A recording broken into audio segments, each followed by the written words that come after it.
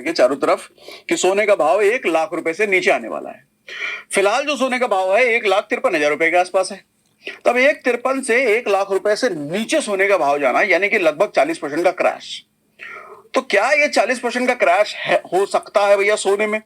क्योंकि बात तो चारों तरफ चल रही है, न्यूज में भी कहा जा रहा है कि 40% का क्रैश होगा, 1 लाख से नीचे जाएगा। 40% क्रैश नहीं बोला जा रहा है, बात ये हो रही है कि 1 लाख से नीचे जाएगा, और 1 लाख से नीचे जाने का मतलब 40% क्रैश। तो आज जरा रियलिटी हम समझेंगे कि क्या ये पॉसिबल है, और अगर पॉसिबल है तो ये कब होगा क्रैश, कब जाएगा 1 लाख से नीचे? क्या अगले हफ्ते, अगले महीने, 1-2 महीने, साल में कब जाएगा भैया? तो आज जरा डिटेल में समझाता हूं। देखो ये बात क्यों उठ रही है और क्यों हुआ है। देखो पूरी दुनिया में सोने का जो भाव बढ़ा है, किस वजह से बढ़ा था? Geopolitical tension. और ये जियोपॉलिटिकल टेंशन कब से शुरू हुआ है? ये हुआ 2022 से। अब आप कहोगे 2022 से हुआ है, लेकिन सोने का भाव तो अभी पिछले 1 साल 1.5 साल में बढ़ना शुरू हुआ है। समझाता हूं इसको पूरा डिटेल में, आज पूरा सब कुछ कनेक्ट करके समझाऊंगा आपको। रशिया यूक्रेन की युद्ध से जियोपॉलिटिकल टेंशन हुआ था। 2022 में रशिया यूक्रेन युद्ध शुरू हुआ था। उसके बाद पिछले साल ट्रम्प चाचा आ गए, इन्होंने अपना कुछ कर करके टेंशन और बढ़ा दिया पूरी दुनिया का।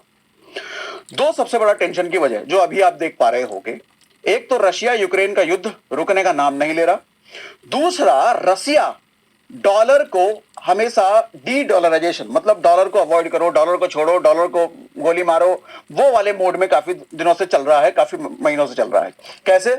रशिया अपनी कोई भी चीज किसी भी करेंसी में बेच करके एक्सेप्ट कर रहा है। जैसे भारत को वो तेल बेच रहा है तो भारत से रुपया में पेमेंट ले रहा है, किसी और देश को बेच रहा है तो किसी और देश की करेंसी में पेमेंट ले रहा है, मतलब वो डॉलर नहीं यूज कर रहा।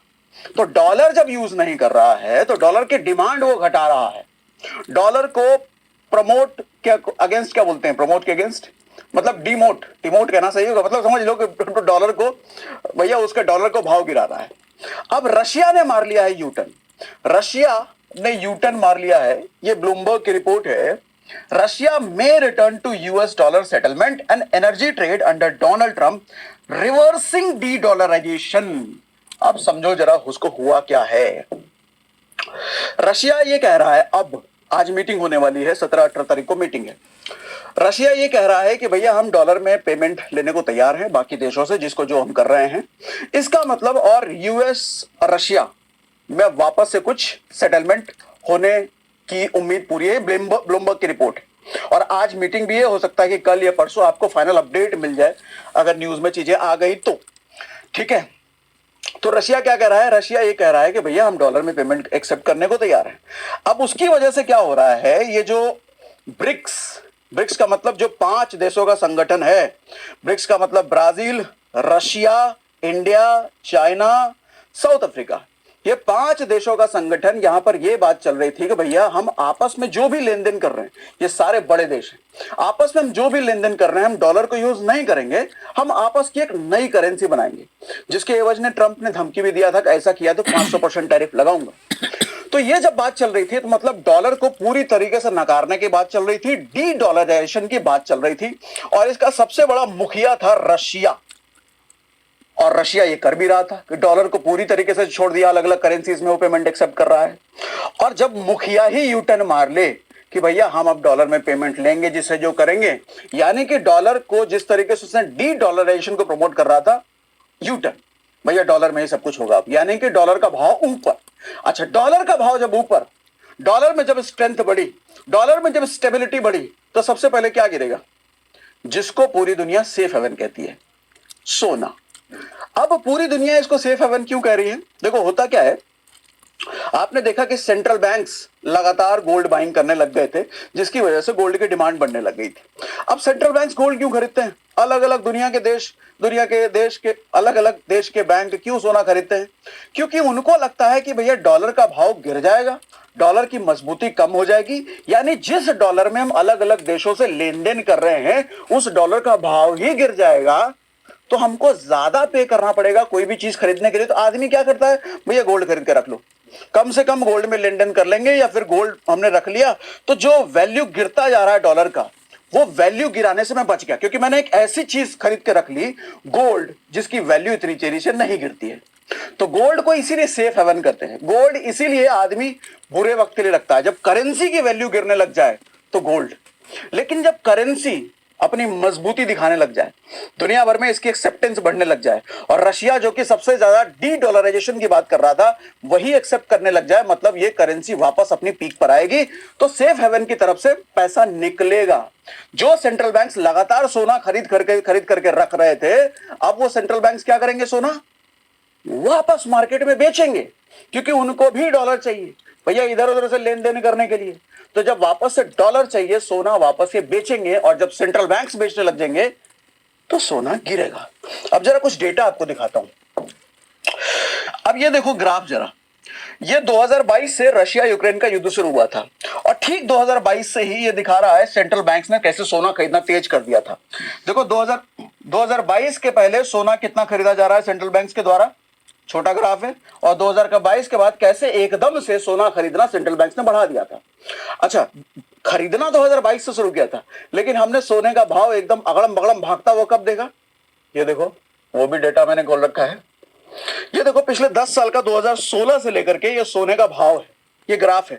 आप देखो 2016 से लेकर के 2022 तक सोने में बहुत कोई बड़ा उछाल नहीं है। ये 50,000 60,000 के आसपास से घूमता हुआ आपको पिछले 7-8 सालों से यहां पे दिखेगा।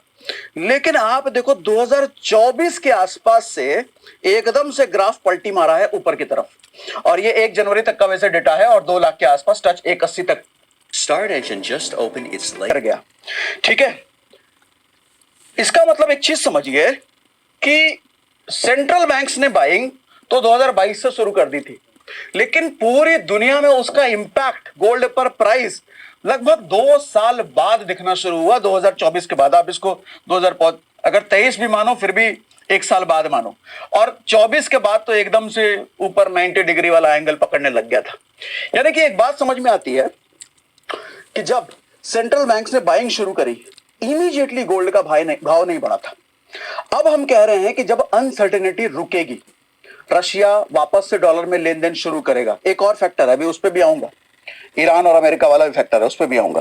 दोनों फैक्टर जब सेटल हो जाएंगे, जो सबसे बड़ा जियोपॉलिटिकल टेंशन का वजह था वो सेटल डाउन हो गया, तो सेंट्रल बैंक्स अपनी बाइंग घटाएगा भी और बेचेगा भी। तो जैसे ही ये बेचना शुरू होगा, तो आपको लगता है अगले दिन से भाव गिर जाएगा? नहीं होगा। भाव बढ़ने में अगर 1-2 साल लगे, तो गिरने में मैं नहीं कहता कि 1-2 साल लगेंगे, गिरती कोई चीज भी तेजी से है। लेकिन ऐसा नहीं है कि भैया 40% अगर क्रैश होना भी है तो अगला ही दिन हो जाएगा। मुझे ऐसा लगता है कि अगर ये क्रैश होगा भी, अगर भाव आएगा भी 1 लाख से नीचे, तो 6 महीने साल तो इतना तो लगना चाहिए, ऐसा नहीं कि तुरंत ही अगले महीने हो जाएगा। अच्छा, यही बात कह भी रहे हैं अमित गोयल, जो कि क्या नाम था इनका भैया, पेस 360 के फाउंडर हैं। इन्होंने ये बात कहा भी है कि 1 लाख पर 10 ग्राम भाव इसके नीचे आएगा। लिखा है ना, gold rates in India coming below 1 lakh पर 10 ग्राम। लेकिन ये कब तक कह रहे हैं? ये कह रहे हैं बाय एंड ऑफ 2027, 2027 के एंड तक। मतलब ये तो और ज्यादा समय ले रहे हैं, अभी हम 2026 में चल रहे हैं, लेकिन ये 2027 के एंड तक कह रहे हैं। ये भी हो सकता है, लेकिन उससे पहले भी हो सकता है। लेकिन सबका कहना यह है कि भैया अब गोल्ड का भाव 1 लाख के नीचे आएगा, ऐसा सबका कहना है, और वो चीजें हमको होती हुई दिख भी रही है। दूसरी सबसे बड़ी वजह कहां गया? दूसरी सबसे बड़ी वजह किधर गया? ये रहा, हाँ, ईरान मीटिंग। ये भी आज होने वाला है, 17 फरवरी जेनेवा में होने वाला है। दरअसल बात क्या है, बहुत दिनों से आपने सुना भी होगा कि अमेरिका ईरान को हड़का रहा है कि बम चला देंगे, हमला कर देंगे। क्यों? क्योंकि परमाणु समझौता करना चाह रहा है इससे ईरान से अमेरिका, और ईरान इस चीज पर मान नहीं रहा था। देखो, ईरान दुनिया का one of the largest producer है क्रूड ऑयल का, और ईरान अमेरिका को भाव नहीं दे रहा था बहुत टाइम से। तो अमेरिका को बेसिकली परमाणु समझौता करना है, और उस पर धमकी दे दा करके बात इसने लगभग मनवा ली है। अब ईरान भी रेडी है इससे मीटिंग करने के लिए, जो मीटिंग आज होने वाली है। और ब्लूमबर्ग की रिपोर्ट ये कह रही है कि भैया रशिया वाली बात तो इसने कह दी, ब्लूमबर्ग वाली, कि अब रशिया जो है यूटर्न ले लेगा, डॉलर पे वापस आ जाएगा। तो अगर ये दोनों चीजें हो जाती है ना, तो आपको सोने में क्रैश देखने को मिलेगा। लेकिन अगेन तुरंत नहीं देखने को मिलेगा, समय लगेगा भैया। ठीक है, कितना समय लगेगा? 6 महीने लग सकते हैं, साल भर लग सकते हैं। लेकिन देखो बात सिंपल है ना, सोने का भाव ही तभी बढ़ता है जब दुनिया में टेंशन बढ़े, और दुनिया में जब टेंशन ही कम हो जाए तो भाव गिरेगा। लेकिन एक बात सच ये भी मान लो भैया, वो ट्रम्प है, ईरान से सेटलमेंट हो गया, रशिया से सेटलमेंट हो गया, रशिया यूक्रेन का युद्ध ठीक हो गया, लेकिन हमको आपको नहीं पता कि ये सब ठीक होने के बाद कल वो कौन सी दुनिया के पीछे खड़ा लग जाएगा, वो कल वो कौन सी तीसरी नई समस्या खड़ा करेगा, हमको आपको नहीं पता। अगर फिर से वो समस्या खड़ी करेगा तो फिर सेंट्रल बैंक क्या करेंगे, फिर गोल्ड बाइंग करेंगे, फिर जो गोल्ड का प्राइस गिरने की हम बात कर रहे हैं फिर वो नहीं गिरेगा, गोल्ड फिर भागने लग जाएगा। ठीक है, तो अच्छा, आईएमएफ का प्रोजेक्शन क्या है, गोल्ड प्राइसेस में 6% का डिक्लाइन हो सकता है, ईटीएफ फ्लोज नॉर्मलाइज होंगे, सेंट्रल बैंक्स बाइंग अग्रेसिव नहीं रहेगी, बट अब जिस तरीके से सेंट्रल बैंक खरीद रहे हैं वो अग्रेसिव उस तरीके से नहीं रहेंगे हाई प्राइसेस पर। क्या ये परमानेंट है? अगर गोल्ड का भाव गिर रहा है और आगे भी गिरता रहा तो परमानेंटली गिरता ही रहेगा? नहीं, जैसा मैंने आपको बताया कि भैया सब टेंशन पे डिपेंड करता है। ट्रंप जितने ठीक ठाक रहेंगे, नॉर्मल रहेंगे, दुनिया भर को टेंशन नहीं देंगे, गोल्ड का भाव गिरेगा। लेकिन ट्रंप ऐप नॉर्मल हुए, दुनिया को टेंशन दिया, गोल्ड का भाव फिर बढ़ेगा।